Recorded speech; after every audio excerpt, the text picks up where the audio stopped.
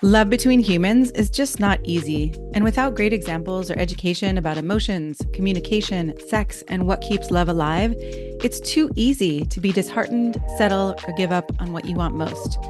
I believe you can have the love and intimacy you want. And having coached thousands of people on their love lives for over 20 years, I know what love can be for you. So I'm bringing you people who share vulnerably about their dating and relationship struggles and how they learn to create the most connected, fulfilling, and exciting love and sex of their lives, so you can have it too. If you haven't yet taken the quiz to see what keeps you from having the best love and sex of your life, go to shanajamescoaching.com/quiz. You'll get a personalized report of your strengths and challenges in the 5 crucial areas that lead to your most fulfilling and exciting love and sex life. Go to shanajamescoaching.com/quiz to find out. Hello, and welcome to this episode of Practicing Love. I'm your host, Shana James, and I'm so happy to be here today with a woman who is incredibly wise and has so much experience, and I'm so happy to bring her to you. We're going to talk about attachment theory. We're going to talk about interpersonal neurobiology. We're going to talk about creating safety. Her new book is coming out now. It's called Safe, and she also wrote Anxiously Attached. She's a licensed psychotherapist, and yeah, you are in for an amazing treat. Welcome, Jessica Baum. Thank you so much for being here today. Thank you so much for having me. I'm excited for our conversation. Yeah, me too. So in the practicing love fashion, I usually ask first, what is your current relationship status or anything that's interesting in your relationship history that's led you to where you are today? Yeah, I'm dating, but my current relationship status, I'm dating. So that's kind of where I am right now. I would say that all of my relationships have led me to where I am today. But in particular, the last one I was in brought up most of my work to do in it and also after it. So it was the most profound love of my life, most profound grief of my life, and really pushed me further into studying attachment theory and interpersonal neurobiology because that relationship woke up so much inside me around my familiar and my childhood. And it was a deep love, and it was a hard one to leave. Yeah. And I admire so much that, you clearly go deep and take the growth process seriously, right? Like you're not just writing about this and, working with your clients, you're also working in yourself. 100%. I have a therapist. I've been working with her for close to 5 years now. She's amazing. And she really specializes also in interpersonal neurobiology. And she has made me sit and meet my parts and sit in uncomfortable situations and challenged me. And she's transformed my life. I actually read a lot about her in my book, and how having safe people and people who really hold that a certain type of deep space for you are so transformative. Yes. Yeah.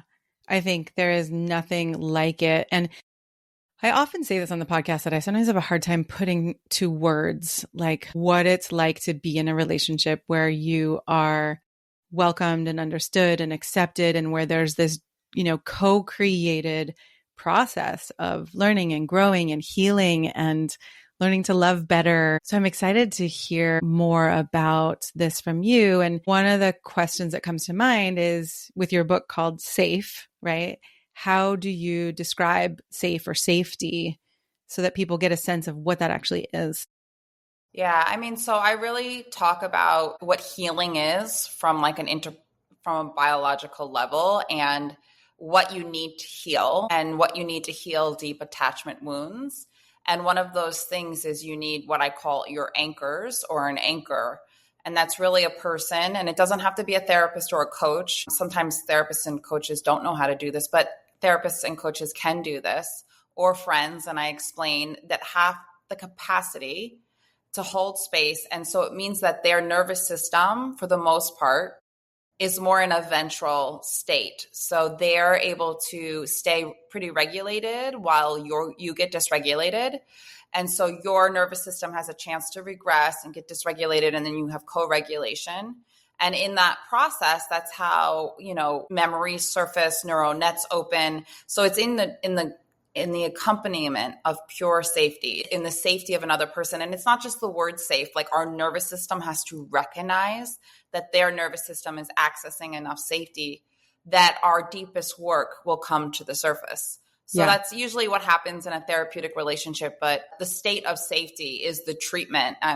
A lot of that is deeply explored in the book, and it's very much follows Stephen Porges's work, where he talks about the nervous system and how we are connected and what we need in order to heal. I love all of that. There's so many questions I could ask. And one thing that strikes me as you say it is, right, it's one thing to talk about safety on the level, like you said, of, hey, I'm safe with this person, or they're not abusing me first and foremost, right? And then, that they're kind to me, they're welcoming of me. But on a nervous system level, right, to really be in a dynamic, like you said, whether it's with a coach or a therapist or a partner, where you can actually, it's like a letting down is the way I feel it sometimes, right? Where it's like, I am actually free here to be or experience all of these past things that have shaped me and created my struggles and wounds.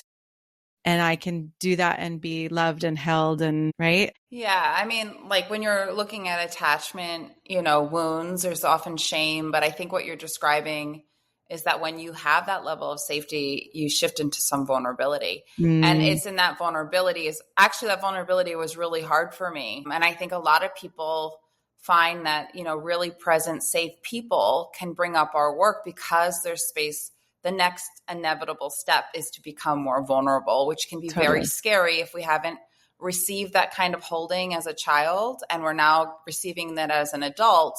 It can feel very foreign to our nervous system. And surprising, I think, for so many people, because I think oftentimes it's like, now that I'm safe, I should just feel happy or good. And yet I think what we both know is, there are also other levels in history that arise, versus just, okay, now that I'm safe, I'm feeling content here, or feeling like everything should be great. Yeah, and our nervous system doesn't work like that. So like if we were dating and I felt safe with you, but maybe you missed my call 3 times in a row, or you kind of rolled your eyes at me, or you just gave me a blank stare. There are different things that my internal and external system that's always scanning for safety will feel threatened, or will feel a sense of disconnect. And when we feel small micro disconnections, our system gets activated in certain ways. And so we can become or feel very unsafe very fast. And the closer someone comes to us, the more we're impacted by their micro movements and different patterns and things that come up in the relational space. So often we might be like, oh, I was really safe in the beginning of this relationship. And then as our protectors, and I talk about protectors in the book, and as our wounds start to surface, and as we like fall out of the blissful period, we might start to feel like we're not safe anymore. And that's actually when it's time to do the deeper work of healing. Yes. Beautiful. Right. Rather than, oh, I'm just going to like throw this relationship away because it's not creating that high anymore. Like that's actually where the deep work starts to happen. Yeah, I talk a lot about vulnerability in my book that I wrote, Honest Sex, where it's like that I talk about a certain kind of honesty that is more vulnerable and goes to those deeper layers, as opposed to just the surface shit that we think we're fighting about. And I like how you said, right, vulnerability can be one of the hardest things to actually do or share. And I'm curious for yourself, because you said vulnerability has been hard for you. What has helped you to feel like you can be more vulnerable, to, feel more safe? I think the irony is like I moved into a very safe environment. I had an exceptional therapist, and my work showed up in a profound way. And with a lot of attachment wounds, there's a lot of shame in being seen fully. Yeah. And I think as someone who wrote one book thinking, okay, I have a partner who's doing the work, and he was doing the work, but I had to leave him because he wanted to stop doing the work because it became too vulnerable. And being an expert and having the resources and actually having the right support, I was like, shit, can I curse on this?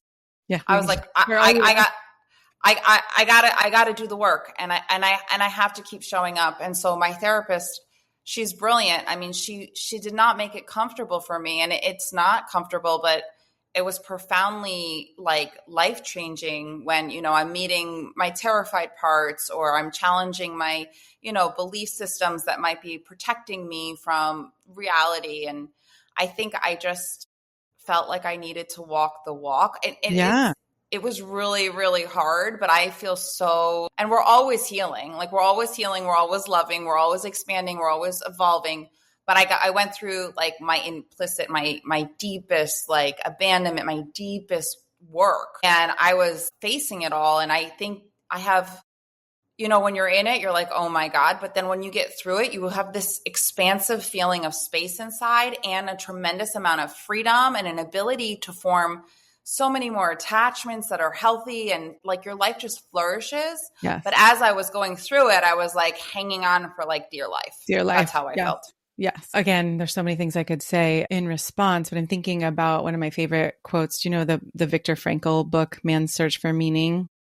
And right, his distinction, of, between stimulus and response, there is a space, right? And for most people, there's this autonomic reaction versus we have enough space, like you just said, in our nervous systems to actually calmly witness and look and say, well, I just got really triggered by that, or, oh, this is an old pattern or an old wound. And when you talk about being with your therapist and facing those parts, I'm wondering if you could give an example for someone who's listening to know, what does that look like to face those deepest parts or wounds? Yeah. Actually, in chapter 8, I talk about the brain science around that, and I refer to that as response flexibility. Nice. And so when we are in a state of co-regulation with someone, as we're healing and we're starting to be with what's going on inside of us, we're using somebody else's nervous system as a container to re-experience in a healthy way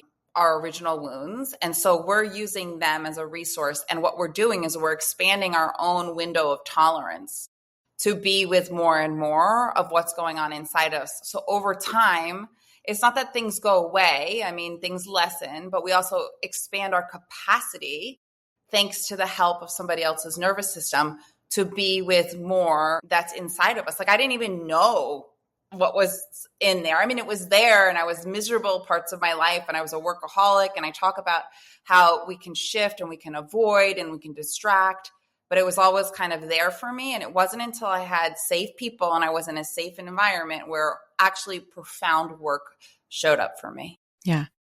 So what was it like when you met you talked about the terrified part? Pure terror. Like, a little girl experienced. Yeah. I mean, I write about it in the book briefly, but like I even regressed to being in the crib at one point. And I remember like I thought it was spirit coming to me, but it wasn't. It was what I made up in my head, but I would scream, scream, scream, scream, and then collapse. Scream, scream, scream, scream, and collapse. And if you study neuroscience, you start to know like this is actually a cycle where you're screaming out of terror and you're screaming so much that eventually your system collapses. So that's what happens when you leave a baby alone for a while. So as I was doing this work, my memory system was really like allowing me to regress far enough to understand what a very young part of me had experienced. And once you kind of re-experience it, it's funny because like it's terrifying, but all my therapist friends are like, that's so cool. And then all my regular friends are like, that's terrifying. But the thing is I had to integrate it, right? And so it's all about like a re-experiencing and an integrating your story. And so I had to try to be grateful for every experience that was surfacing and try to trust that I could hold those experiences. And so I had those experiences. I had implicit memory. So like the memory system that we have when we're walking around right now in this room is that like things that have happened to us are always with us. And if something similar, just a flavor of it happens in the here and now, it's going to activate what happened when we were younger too. Yeah. So I was also like living in an apartment building while I was doing some deep work next to a parental figure who was using substances, and it regressed me to when I was 4, living with my dad, who was in another apartment adjacent to me, using substances. So like, that's the way our memory works. So I really explain that in the book, because we pick partners and we find situations and we usually recreate things. And the whole point is to heal and become conscious. So I was like 4 again, and I was like, oh my God, I had to relive some of that. But, the goal isn't to relive it and live in trauma. And, I talk about trauma bonds and how people get stuck. The goal is to understand the core wound and to evolve past it and integrate it so that you're not stuck in these states all the time. Yes. Amazing. I love hearing you say that too. The goal is to understand the core wound and integrate it. And so you're not stuck in it. And part of the reason I called this podcast Practicing Love is because, like you said, I don't believe that we just, 100% heal. It's not like a bone that breaks and then, it totally sews itself back up with a cast or whatever, and then we're good. I mean, oftentimes when people break a bone, there is some residual pain, right? But in these emotional, spiritual, energetic, physical, right, wounds, it does feel to me, I'm curious if you agree with that we're, like you said, we have more space, but it's not like they're 100% gone. We have more space, more capacity, so we can witness and come from more consciousness and more presence. Is that how you see it as well? Or is there something that I'm not seeing? Yeah. So like the activation, I call it awakening or activation instead of trigger in the book. We start to I like that. Form a relationship with that part of us. And we even start to speak to it differently. And as you heal, you have more space to respond differently to what's going on inside. And therefore you have more choices. And as you heal, like on a really bad day, my little girl might still go into terror. If I didn't heal, I might gravitate towards people who have a particular behavior that reawakens her, right? Like we tend to pull out the familiar. So I would say now that when I'm awakened, my little girl whispers to me. She's not like screaming. She's not making all my choices. Sometimes she still makes some of my choices, but like you build some awareness. And I think a lot of people who don't heal the wound picks the next person.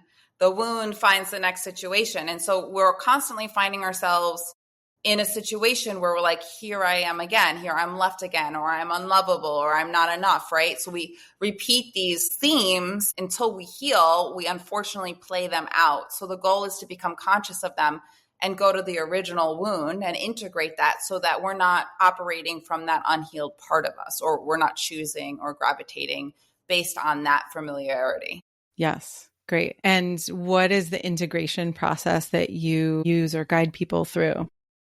Well, I mean, it's a re-experiencing, a re-witnessing, and it's giving yourself what you didn't get at the time of the original wound. So if you were abandoned, it's to be met. If you were ashamed, it's to be accepted, right? And so it's re-experiencing it in the presence of maybe the parent that wasn't there for you. It's the new nervous system that is moving it. And all of these things, and I go into detail, live in the body as sensational memory. And I talk about how sensational memory moves up into our right hemisphere. We experience it, and then it gets integrated into the left hemisphere. So I do go into the science of how the memory system works, how attachment is stored in the body, and actually what real integration means from a scientific level. So good. So good. Okay. You have so much wisdom. What are we not talking about that you think we should be, or that would really help people? I mean, I feel like there's already so much here that's helping, but I want to draw on you instead of me in this moment. I don't know. Your questions are so good. And I'm trying to address an audience that might have relationship problems or might keep going towards the same type of person. Maybe even, I don't know if your audience understands attachment theory at all, but I can explain some do and some don't. But yeah, maybe give us a little bit more about that. Yeah. So, attachment theory has been around since the 1950s. It's so well researched. And even like when you take attachment tests, like the statistics are really like good around it, like brilliantly. It explains a lot. And attachment is basically the patterns that we form, or attachment theory, or how we adapt to our primary caregivers. So there are 4 categories. There's secure, there's anxious, and I wrote the book Anxiously Attached. There's avoidant, and then there's disorganized, which a lot of people refer to as fearful, but the scientific name is disorganized. And so the secure people doesn't mean that they don't have relational patterns, but their parents were more emotionally present. That's the one thing that we need, and more attuned to them. So they grow up with an inherent sense of self-worth that they're going to get their needs met. And they usually attract partners that will meet their needs. Yeah. Right. And so they have an easier time with getting close, and they also have an easier time with space. They come back to what we call homeostasis faster. So if they're dysregulated, they come back to homeostasis. Doesn't mean that they have perfect relationships, but they tend to feel like their needs got met. And so they tend to attract people who happen to be able to meet their needs. So in that cycle is so fascinating too, right? Because then the more you experience someone who actually does meet your needs, the next time you're in a relationship, it's like, oh, I'm not going to settle for someone who doesn't meet my needs the way the other person did. But if you're stuck in that cycle where you're not getting your needs met, that just seems like the norm. Yeah, and you have to be careful because there are certain personality styles that will come in and figure out exactly what needs you didn't get met and meet those needs. And then you feel like you're getting your childhood needs met. And then that maybe changes at a certain point in the relationship and you're kind of hooked in that Totally dynamic. So it's tricky. But the other three kinds are disorganized or fearful, anxious, and avoidant. I would say anxiously attached. Hallmark is inconsistency.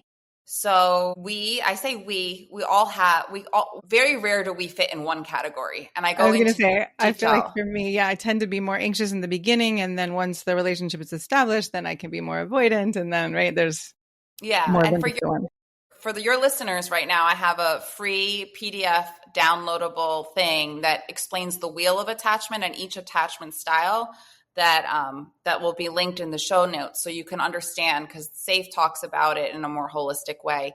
But anxiously attached, if you have that, like, let's say as your default, as your primary, or you can show up anxious with an avoidant man and avoidant with an anxious girlfriend. So it's so layered, and I explain that.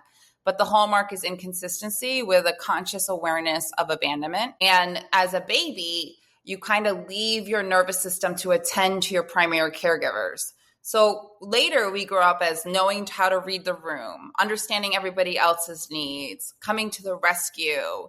Really people-pleasing type of traits fall into the anxious category. When we're scared, we usually get bigger. We expand our energy. The other side of the coin is avoidant. And avoidant gets a bad rap, but a true avoidant, someone who has a lot of avoidance, had a parent that didn't meet a lot of emotional needs. So that child didn't learn how to have a ton of empathy, and that child became very hyper-focused on being successful and career-oriented. And so they can feel stoic on the outside, which is very appealing to an anxious person, but they struggle with a lot of anxiety. Yeah. And they can struggle feeling like suffocated in a relationship and things of that nature. And then the last category is disorganized. I explained that I had pockets of disorganization that came up in certain situations for me, but I'm not walking around. I'm actually pretty secure these days, but like we can all have these moments when inner world and outer world gets so bad that we feel like we have no one to orient to. So I can't go towards my partner because they're not available, but I'm terrified of being alone. And that's what happens to an infant that either is neglected or abused. It's like we need that connection, but we're also scared. So we can get stuck in those states.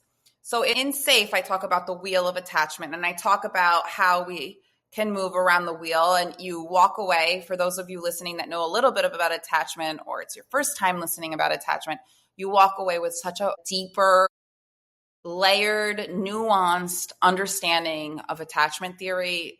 And it's not like you fit in these brackets. You're gonna grasp the whole dynamic. That's so great. I haven't seen your wheel, and I've seen the chart, like the quadrants. So this sounds like there's more nuance, and there are more, layers and levels that people can actually really track themselves in a more dynamic way. Yeah, and it helps you get out of just the label. I know that's ironic because I wrote anxiously attached, but I had a lot of avoidance and a lot of avoidant protectors. Like you said, you show up anxious and then at some point get avoidant. Like we are very rarely one attachment style. And I think that's really important. And to have a deeper understanding of that is going to help you be more successful in your relationships. Yeah.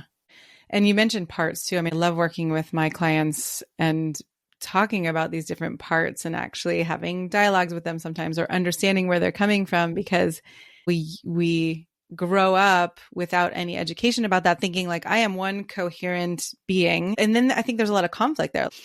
I'm not an arrogant person. And then we might have an arrogant moment or somewhere where we realize, oh, this insecurity actually has some arrogance with it. And then as we start to recognize there are different parts of ourselves, I think it can be easier for people to acknowledge, oh, I have this part, instead of I am something wholly. Do you want to say a little bit about how you work with the parts? Yeah. So IFS, internal family systems, is what you're referring to. And I would say that SAFE is modeled after that. The only difference is, like, when I do therapy, my therapist self is also accompanying you to go into the parts work, and we go a little bit more into the body. But I think that it's so easy, even in our relationship, someone to be like, you're a jerk, you're angry, you're conceited. It's like, you're a narcissist. We all have these parts. I mean, yes, there's people with the narcissistic wound, which I explain in detail what that is in the book, but we all have these parts and they show up at different times. And it's not about judging our behaviors. It's about getting underneath the behaviors and seeing what those behaviors or reactions are really protecting us from. Yeah, so much compassion and empathy and curiosity. I work with a lot too with clients, of being able to have curiosity for their partner as well, which takes more of that regulated nervous system of like, wow, I'm noticing that, there's this really strong reaction to attack you right now, but okay, how do I actually, I'm trying to soothe myself so I can get curious about what's happening over there. And those are some of the hardest moments I find when I'm working with couples, right? Where they're like, I want to tear your eyes out. How do I come back to myself in that moment? Absolutely. Yeah. And I do a lot of couples work. I'm a certified imago therapist. Amazing. And I love that theory of we pick people and it recreates our childhood wounds. And it's the work. One of the things I write about in SAFE is that with my past partner, there was this period where we were doing the work together, and there was this junction where I just decided to do the work and he decided it was too hard. And I remember exactly when it happened. And about a year later, I could feel it going like this. But the truth is like, you can heal in partnership. Wounding happens in relationship. Healing happens in a relationship. Couples work. I love imago therapy. I love couples work. But you need two willing people. And if the wounding is really young, which I think was a little bit more in our case, but if the wounding is really young, sometimes you need a little bit of individual work before or while you're doing the couples work as well. Yeah. Sometimes it's like there's this deep dive that one person needs to go into somewhere in their nervous system or their history or whatever before they could actually come back and be able to see and witness and co-create, co-regulate with each other. Yeah. And most of the time we're regressing at the same times. Our nervous systems are talking to each other. I was helping a couple today where, the guy is going through a lot. His mom's declining. He's irritable. And when he comes home, he's irritable, and immediately his wife becomes irritable. And then immediately their nervous systems are not on team we, right? Yeah. And so they're in defensive places. So that's very common because I'm always telepathing to you, whether it's safe or not, through my eye contact, through my stare, through my tone. We are constantly every second saying, are you with me or are you not with you? Am I safe or am I unsafe? And when you partner with someone and their nervous system goes into a place of sympathetic activation or shutdown, automatically it's going to impact your nervous system like a domino effect. And so many times couples get stuck in nervous system patterns.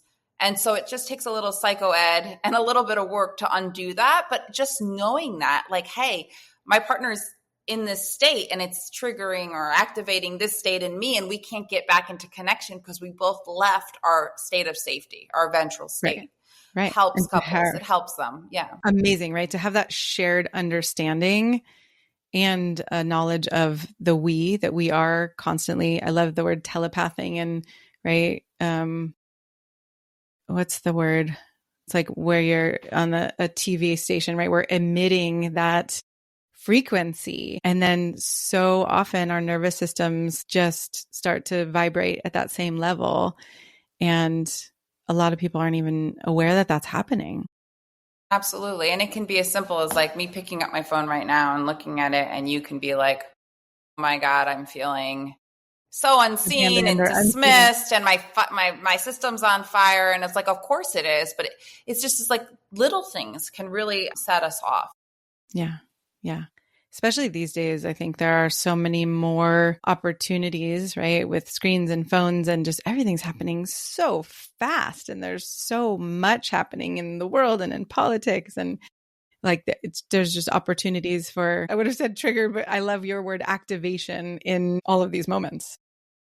Activation, and I talk about in the book awakening, because when you start to understand memory, basically younger parts are being awakened all the time. And I think even just referring to, oh my God, this just got awakened in me, it's like changing my relationship to my internal experience. Because from my experience, I used to say trigger, and I have a lot of emotions, and there was so much shame attached and violence attached, and like a sense of repeating attached to the word trigger. Yeah. So I changed it to awaken, sometimes activated. And I'm like, oh my God, something just got awakened in me. And automatically my relationship to what's going on inside my body shifted. Yeah. No, I feel the opening in that versus the word trigger feels a little more like a closing or shame in there. For me, it carried a lot of shame. Here I am again. I'm triggered. I hated Right. that. Aren't I over this one yet? Haven't I done enough work that this one shouldn't be happening anymore and all that shit? Yeah.